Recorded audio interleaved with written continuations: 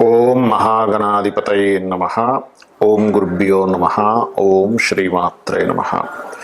పరమేశ్వర స్వరూపమైనటువంటి జ్యోతిష, వాస్తు మరియు ఇతర అనేకమైనటువంటి శాస్త్రములను మనకు అందించినటువంటి మహర్షులకి నమస్కారం. హయగ్రీవ హయగ్రీవ హయగ్రీవేతి యోపదేత్ తస్య నిస్సరతే వాణి జన్హుకన్యా ప్రవాహవత్. అరుణాం కరుణాతరంగితాక్షీం ధృతపాశాంకుశపుష్పబాణచాపాం అనిమాదిభిరావృతాం మయూకైః అహమిత్యేవ విభావయే భవానీం. శ్రీమాత్రే నమః.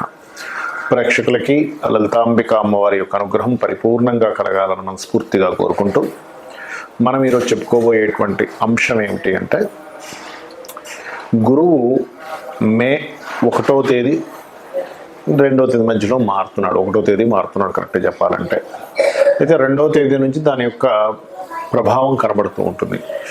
వృషభ రాశిలోకి గురువు మారేటప్పుడు ద్వాదశ లగ్నాల వారికి, లగ్నం తెలియనటువంటి వారు రాసుల వారికి ఏ విధంగా ఉండబోతుంది, ఏ విషయాల్లో చాలా బాగుంటుంది, ఏ విషయాల్లో జాగ్రత్తగా ఉండాలి అనేటువంటి విషయాన్ని ఇప్పుడు మనం తెలుసుకుందాం. అయితే ఇందులో కొంతమందికి జాతకం ఉండదు. జాతకం లేని వారు కూడా ఏం చూసుకోవాలి, ఏ విషయాల పట్ల జాగ్రత్త చూసుకుంటే, ఏ రెమెడీ చేసుకుంటే బాగుంటుంది అనేటువంటి విషయం కూడా నేను మీకు వివరిస్తాను. సింహలగ్నము, సింహరాశి, సింహం వారికి కనుక చూసుకున్నట్లయితే ఈ గురువు మే మాసం నుంచి ఎప్పుడైతే మారుతున్నాడో సింహలగ్నం రాశి వారికి పర్టికులర్గా కలిగేటువంటి ఫలితాల్లో ప్రాపర్టీ రిలేటెడ్ సంబంధంగా చాలా బాగుంటుంది.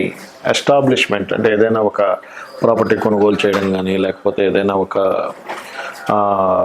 గమనించుకున్నట్లయితే గృహము, వాహనము, స్థలము ఇటువంటివి ఏవైనా సరే కొనుగోలు చేసేటువంటి అంశాలలో కానివ్వండి చాలా బాగుంటుంది అనేటువంటి చూపిస్తుంది చూసుకున్నట్లయితే.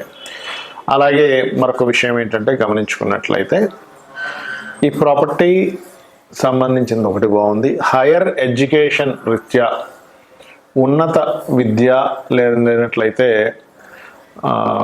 వేరే ప్రదేశానికి వెళ్ళి, కొంతమంది చూడండి వేరే రాష్ట్రానికో వేరే దేశానికి వెళ్ళి కూడా వీళ్ళు చేయాల్సినటువంటి ప్రయత్నం చేస్తూ ఉంటారు.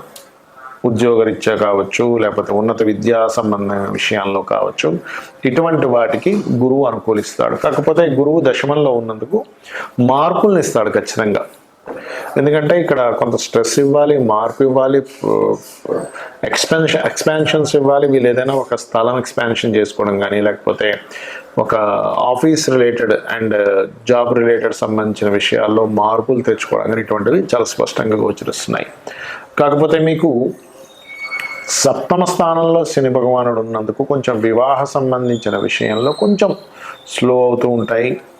కాకపోతే ఇక్కడ 2వ స్థానంలో ఉన్నటువంటి కేతువు మీద గురువు యొక్క దృష్టి ఉన్నందుకు కొంచెం ఫైనాన్స్ రిలేటెడ్ సంబంధించిన విషయంలో ఎప్పుడైతే వ్యాపారాల కోసం ఖర్చు పెట్టాల్సి రావడము, కట్ అవుతూ ఉండడం, వ్యాపారాలు పెట్టడం ద్వారా కట్ అవుతూ ఉండడం వల్ల వచ్చేటువంటిది ఏదైతే స్ట్రెస్ ఉందో ఆ యొక్క స్ట్రెస్ గురువు యొక్క దృష్టి పడడం వల్ల క్లియర్ అవుతుంది. ఇది గుర్తుపెట్టుకోండి.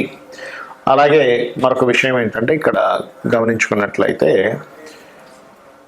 ఈ యొక్క రాశి వారికి ప్రత్యేకంగా ఎంత దత్తాత్రేయుడు యొక్క ఆరాధన చేసుకుంటే, అంటే దిగంబర శ్రీ పాదవల్లభ దిగంబర లేనట్లయితే జయ గురుదత్త, శ్రీ గురుదత్త అనేటువంటి నామస్మరణ ఇవన్నీ ఏం చేస్తాయంటే ఈ గురువు యొక్క దశమ స్థానంలో ఉండి జాబ్ రిలేటెడ్ సంబంధించిన విషయంలో ఉండేటువంటి స్ట్రెస్ను తగ్గిస్తాయి ముఖ్యంగా.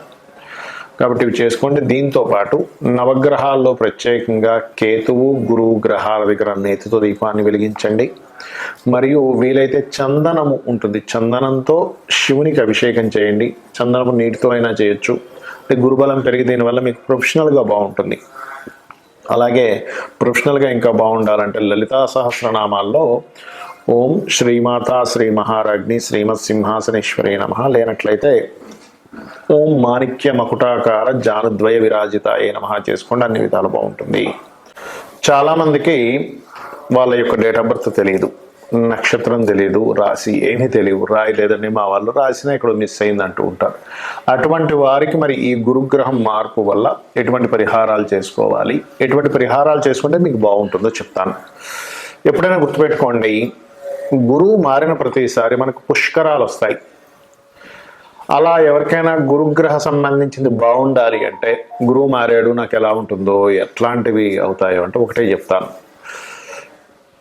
ఈ సంవత్సరం అని కాదు, ఏ సంవత్సరమైనా గురువు మారినప్పుడు మీరు చేయవలసింది ఏమిటి అంటే 1వ తేదీ మారుతున్నాడు, మే 1వ తేదీ మారుతున్నందుకు మే 1వ తేదీ మీకు గురువులు ఉంటారు కదా, దగ్గరలో ఉండేటువంటి గురువుల్ని సందర్శించుకోవడం కానీ వాళ్ళని మనసులో స్మరించుకోవడం కానీ దూరంగా ఉంటే, లేనట్లయితే వారి దగ్గరికి వెళ్ళి వారికి ఏదైనా ఫలమో వస్త్రమో ఏదో ఒకటి ఇవ్వడం కానీ, లేదంటే నాకు ఎవరు గురువు లేరు నేను ఎవరి దగ్గర ఏమీ పెద్దగా ఇది చేయలేదు, చిన్నప్పుడు మనం స్కూల్లో చదువుకున్నటువంటి కాలేజీలో చదువుకున్నటువంటి గురువు వాళ్ళని స్మరించుకున్నా సరిపోతుంది, ఇప్పుడు ఎక్కడున్నారో తెలియకపోయినా కూడా. వీటితో పాటు దత్తాత్రేయుడిని దక్షిణామూర్తి యొక్క స్తోత్రాలు చేయండి ఆ గురువు మారే రోజు. లేదంటే నాకు పుష్కరం ఎక్కడైతే పుష్కరాలు జరుగుతాయి వెళ్ళేటువంటి ఆస్కారం నాకు ఉంది అని అనుకుంటే కనుక ఖచ్చితంగా పుష్కర స్నానం చేయండి. పుష్కర స్నానం చేసినప్పుడు గురువు అనుగ్రహం బ్రహ్మాండంగా కలుగుతుంది, గుర్తుపెట్టుకోండి. అట్లాగే మరొక విషయం ఏంటంటే పర్టికులర్గా వృషభ రాశిలో ఉండేటువంటి గురువు ఒక రకంగా చెప్పాలంటే ఫైనాన్షియల్ గ్రోత్ని ఇస్తాడు ఎంతో కొంత, కాకపోతే ప్రెజర్తో కూడిస్తాడు. అయితే ఇంకా బాగా మీకు ఫైనాన్షియల్గా ఇంకా బాగా రాణించాలి, ఎందుకంటే కొంతమంది జాతకాల్లో గురువే పాప అవుతాడు. అలాంటప్పుడు గురువు మారడం ద్వారా ఇబ్బందులు వస్తుంటాయి. అందుకని ఉదయం నిద్రలేచిన వెంటనే ఒక్కసారి గురుస్మరణ లేదా జయ గురుదత్త శ్రీ గురుదత్త అనుకుంటుంటే అనవసరమైన కోర్టు కేసెస్ కానీ ఇట్లాంటివి ఏవి ఇబ్బందులు లేకుండా ఉంటుంది. అదేవిధంగా ఇక్కడ మరొక విషయం ఏంటంటే మనము ఎప్పుడు కూడా ఈ గోచారంలో ఉండేటువంటి గ్రహాలను మాత్రమే కాకుండా మీ పర్సనల్ చార్ట్ అంటే మీ జన్మజాతకంలో అసలు గ్రహాలు ఎలా ఉన్నాయో తెలుసుకోవాలి. అంటే మీ లగ్నాన్ని బట్టి మీ యొక్క గ్రోత్ ఏ దిశల్లో వెళ్తే బాగుంటుంది, మీ స్ట్రెంగ్త్ ఏంటి, మీ వీక్నెస్ ఏంటి అనేటువంటి తెలుస్తుంది మీ లగ్నం బట్టి. అదేవిధంగా ఇప్పుడు గోచారంలో తిరిగే గ్రహాలు ఒక ఎత్తు అయితే అసలు మీ పర్సనల్ చార్ట్లో ధనాధిపతి ఎవరయ్యారు, ధనాన్ని ఇచ్చే కారకుడు ఎవరయ్యారు, ఏ మార్గంలో మీకు డబ్బులు ఉన్నాయనేటువంటిది మీ ధనాధిపతి చెప్తాడు. మీ ప్రయత్నాధిపతి అంటే థర్డ్ లార్డ్, మీ సిబ్లింగ్స్ లార్డ్, మీ సిబ్లింగ్స్తో ఎలా ఉంటుంది, మీకు తోబుట్టువులతో బాగుంటుందా, లేకపోతే వాళ్ళకి పూర్వజన్మల్లో మీరు చేసినటువంటి కర్మల ద్వారా వాళ్ళకి మీరు చేయవలసి వస్తుందా, లేకపోతే వాళ్ళ ద్వారా మీరు ఇబ్బంది పడవలసి వస్తుందా, లేకపోతే వాళ్ళ ద్వారా మీకు సపోర్ట్ ఉంటుందా అనేటువంటి దాన్ని బట్టి మీరు దానికి రెమెడీ కూడా చేసుకోవచ్చు. అదేవిధంగా మీరు ఏ దిశలో నివసిస్తే బాగుంటుంది, ఏ విద్య అభ్యసిస్తే బాగుంటుంది, సంతాన అభివృద్ధికి ఏం చేయాలి, కొంతమందికి సంతానం కలగదు, సంతానం కలగాలంటే ఏం చేయాలి, మరి కొంతమందికి వివాహం అవ్వదు. చాలామంది చేసే మెయిన్ మిస్టేక్ ఏంటంటే వివాహ సమయం ఎప్పుడుందో తెలుసుకోకుండా సమయం లేని సమయంలో ట్రై చేస్తుంటారు, వివాహ సమయంలో ట్రై చేయరు. అంటే ఎలా అంటే చూడండి, మనకి పొద్దున్నే పాల ప్యాకెట్ పాలు అమ్మే వాళ్ళు ఉంటారు. సరిగ్గా ఉదయం 6 గంటల నుంచి 8, 9 లోపల అయితేనే మీకు అక్కడ మిల్క్ దొరుకుతుంది. మీరు మధ్యాహ్నం పూట వెళ్ళి పాల కేంద్రానికి వెళ్ళి పాలను అడిగితే ఉండవు అక్కడ, ఎందుకు ఆ టైంలో అమ్మరు. అలాగే మనం చేసే మేజర్ మిస్టేక్ ఏంటంటే గోచారంలో మన జన్మజాతకంలో 3 నుంచి 5 సార్లు వివాహ సమయం అనేటువంటిది యాక్టివ్ అవుతూ ఉంటుంది. ఆ 3 నుంచి 5 సార్లు ఏ సంవత్సరాలు అయిందో తెలుసుకొని పర్ఫెక్ట్గా ఆ టైంలో కనుక వివాహం చేసుకుంటే చాలా బాగుంటుంది. చాలామందికి తెలియక ఇన్యాక్టివ్ అయ్యే సమయంలో అంటే అస్సలు అనుకూలత లేని సమయంలో వెళ్ళి ట్రై చేస్తూ ఉంటారు వివాహానికి.